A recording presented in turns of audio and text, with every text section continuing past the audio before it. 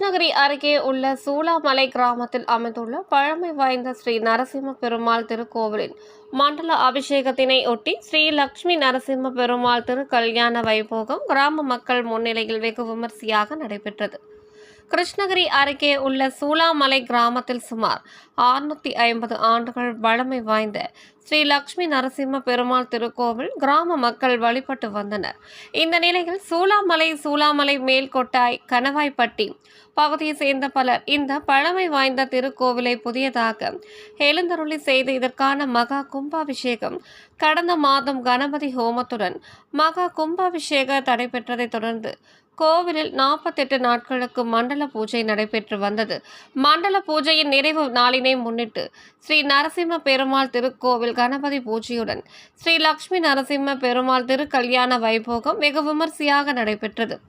இந்த திருக்கல்யாண வைபோகத்தில் மணமகன் மற்றும் மணமக்கள் வீட்டில் இருந்த சீர்வரிசை தட்டுகளுடன் கலந்து கொண்டு தட்டு மாற்றி திருமண நிச்சயதார்த்தம் நடைபெற்றது.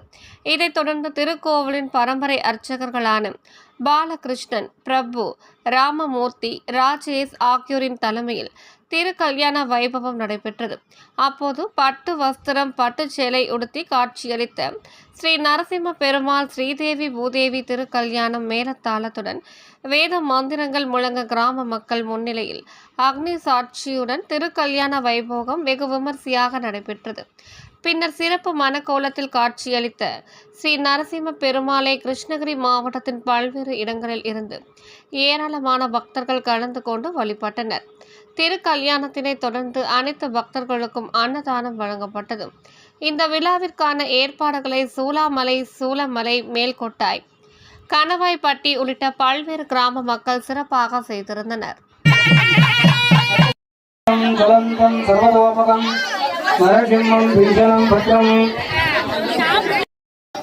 உக்ரம் வீரம் மகாவிஷ்ணம் ஜலந்தம் பாதம் சுபராஜரை சமராஜ